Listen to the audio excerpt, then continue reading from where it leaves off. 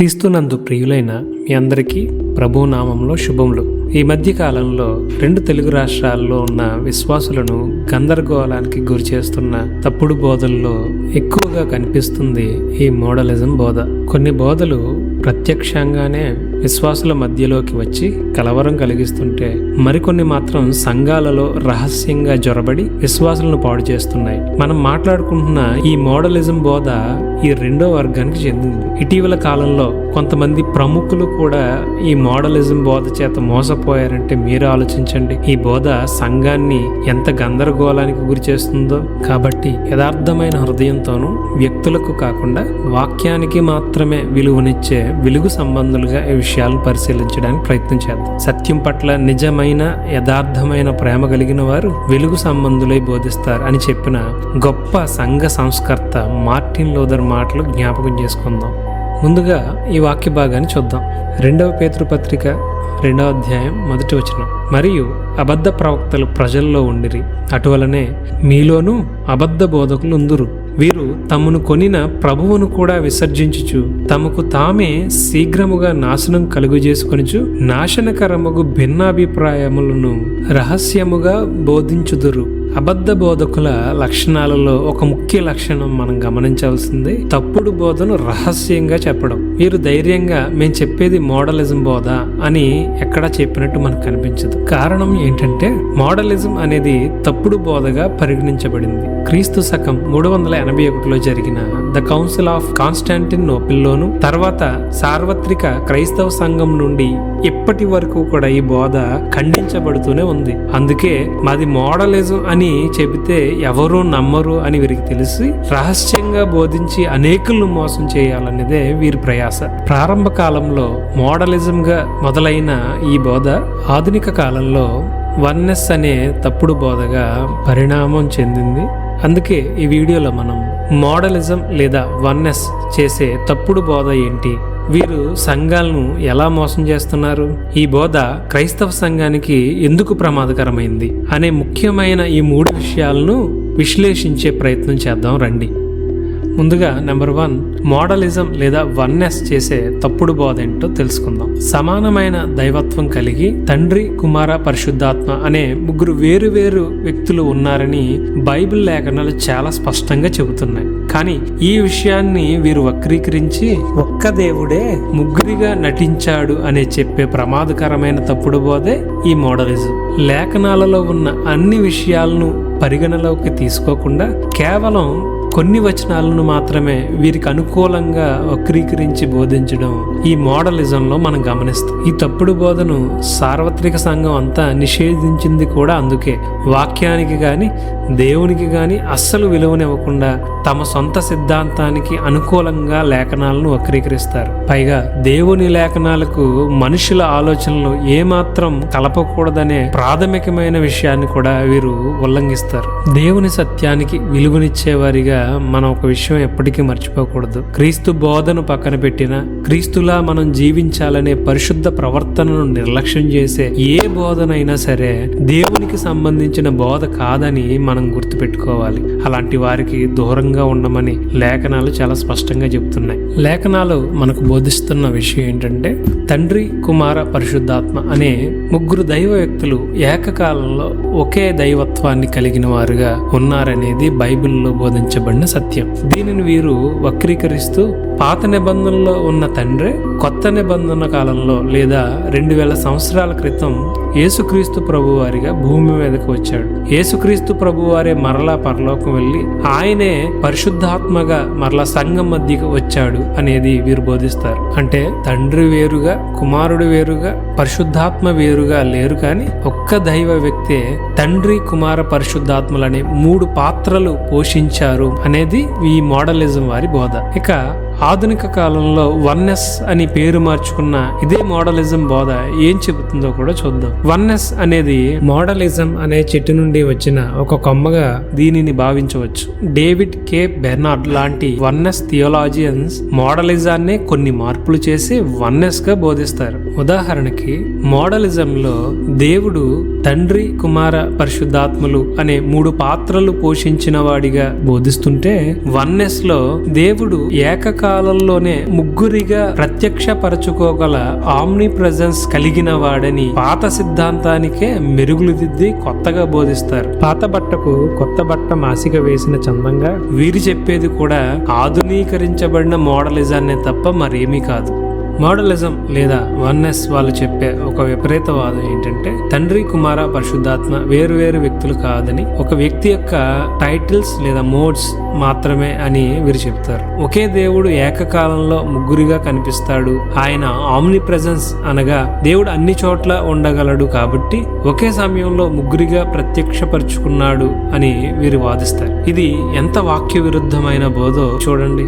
దేవుని ముఖ్య లక్షణాల్లో ఒకటైన ఆమ్ని ప్రెజెన్స్ గురించి కనీస అవగాహన కూడా లేకుండా వీరు చెప్పే మాటలు ఎంత విడ్డూరంగా ఉన్నాయో మీరు ఆలోచించేయండి. ఒక దేవుడే ముగ్గురిగా ఒకే సమయంలో ప్రత్యక్షపరచుకోగలడు అని అర్థం కాదు. ఆమ్ని ప్రెజెన్స్ అంటే గాడ్ ఈజ్ ప్రెజెంట్ ఎవ్రీవేర్ అనగా ఆయన అంతటా ఉన్నవాడు అని అర్థం వస్తుంది. బైబిల్ థియాలజీలో ఆమ్ని ప్రెజెన్స్ అనేది దేవుని యొక్క ఒక ముఖ్య లక్షణంగా మనం చెప్పుకోవచ్చు. దేవుడు అన్ని చోట్ల ఉండగలడు. సర్వవ్యాపకత్వం కలిగిన వాడుగా మనం దేవుని గురించి చెప్పుకోవచ్చు. ఉదాహరణకి కీర్తన 139వ అధ్యాయం 7వ వచనం నుంచి 12వ వచనం వరకు చూడండి. నీ ఆత్మ యొద్ద నుండి నేనెక్కడికి పోవుదును, నీ సన్నిధి నుండి నేనెక్కడికి పారిపోవుదును. నేను ఆకాశమునకెక్కినను నీవు అక్కడనున్నావు, నేను పాతాళమందు పండుకొనినను నీవు అక్కడను ఉన్నావు. నేను వేకువ రెక్కలు కట్టుకుని సముద్రపు దిగంతములలో నివసించినను అక్కడను నీ చేయి నన్ను నడిపించును,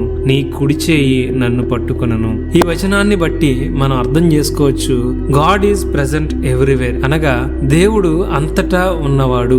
ఆయన చూడలేనిది ఏమీ లేదు, ఆయనకి తెలియనిది ఏమీ ఉండదు. ఆమ్ని ప్రెజెంట్ అంటే దేవుడు అంతటా ఉన్నవాడు అనే అర్థం తప్ప ముగ్గురిగా ఒకే కాలంలో ఆయన ప్రత్యక్షపరుచుకుంటాడు అనే అర్థం అస్సలు రాదు. కానీ ఈ విషయాన్ని మోడలిజం వారు దేవుని యొక్క గుణలక్షణమైన ఆమ్ని ప్రెజెన్స్ ని వారి సిద్ధాంతానికి అనుకూలంగా వక్రీకరించడం మనం గమనిస్తాం. అనేక వచనాలను, సందర్భాలను, వాక్యానికి ఉన్న విలువను ఏమాత్రం గ్రహించకుండా అనేకులైన విశ్వాసులను తప్పు త్రోవ పట్టిస్తున్నారు. దేవుని గురించి అర్థం చేసుకోవడానికి అవసరమైన మౌలికమైన విషయాలు అయిన దేవుని గుణలక్షణాలనే వీరు అర్థం చేసుకోలేకపోతే ఇక దేవుని గురించి ఏ విధంగా వివరిస్తారో మనం ఆలోచన చేయొచ్చు. దేవుడు సర్వవ్యాపకం కలిగిన వాడు అనగా దేవుడు స్థలానికి అతీతమైన వాడు, దేవుడు కాలానికి అతీతమైన వాడు, ఆయన సృష్టికి అతీతమైన వాడు.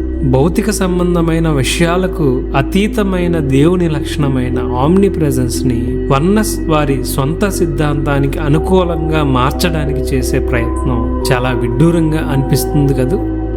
చివరిగా నెంబర్ 3, ఈ తప్పుడు బోధ వలన సార్వత్రిక సంఘానికి జరిగే నష్టం ఏమిటో కూడా చూద్దాం. మోడలిజం లేదా వన్నెస్ ను బోధించే వారితో నేను చర్చించినప్పుడు గ్రహించిన ముఖ్యమైన విషయం ఏమిటంటే వారి సిద్ధాంతం సత్యమని నిరూపించేందుకు వాక్యానికన్నా వారి సొంత వివరణ మీద ఎక్కువ ఆధారపడడం నేను చూశాను. వీళ్ళు విశ్వాసులకు చేసే అతిపెద్ద మోసం ఇదే.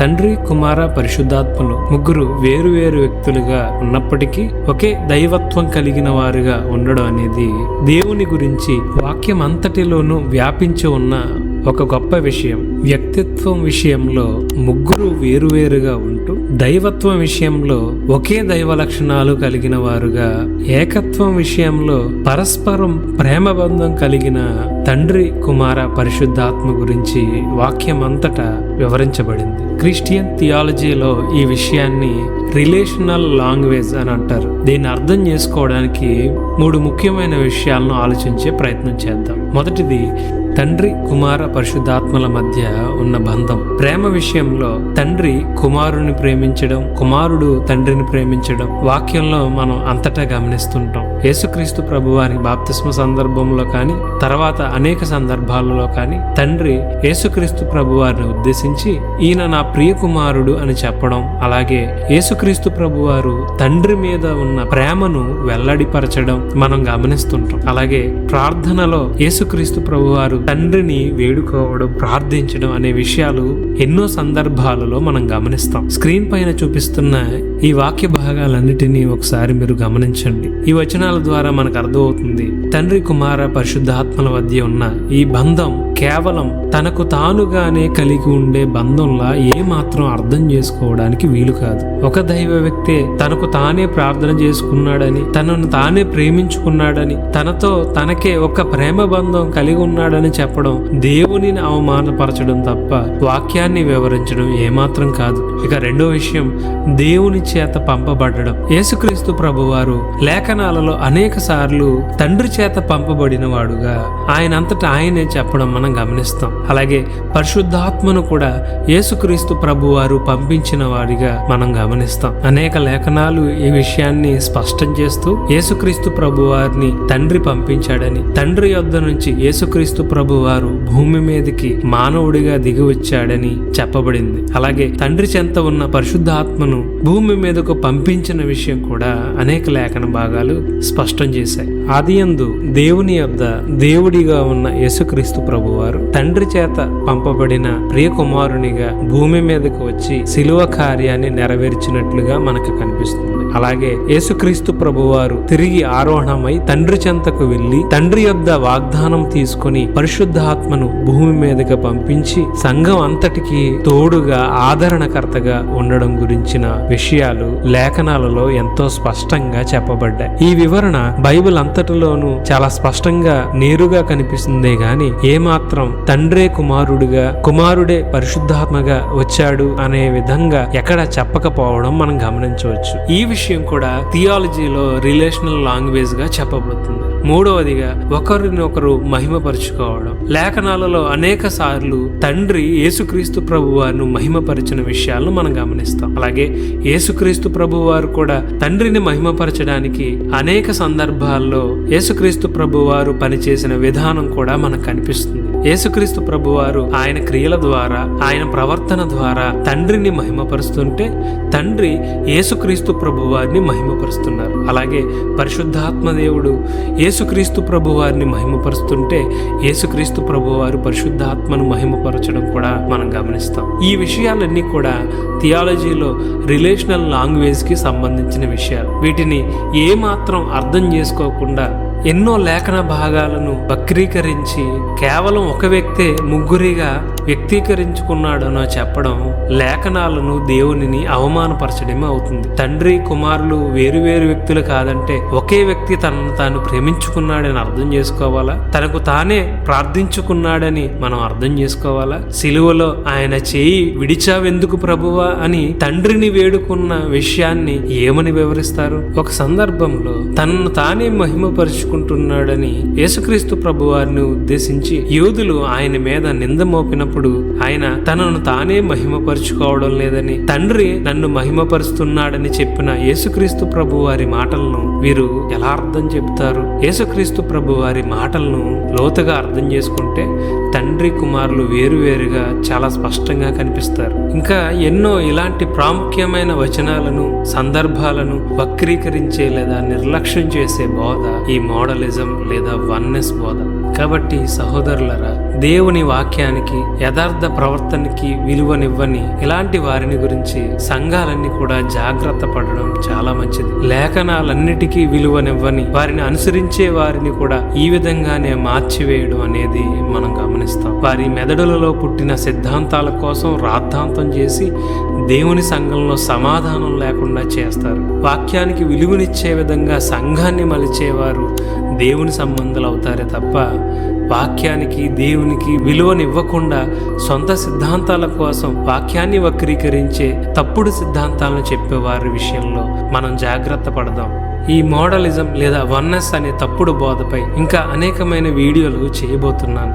ఈ వివరణ మీకు నచ్చితే లైక్ చేయండి, సబ్స్క్రైబ్ చేయండి, అనేకులకు ఈ విషయాలను షేర్ చేయండి.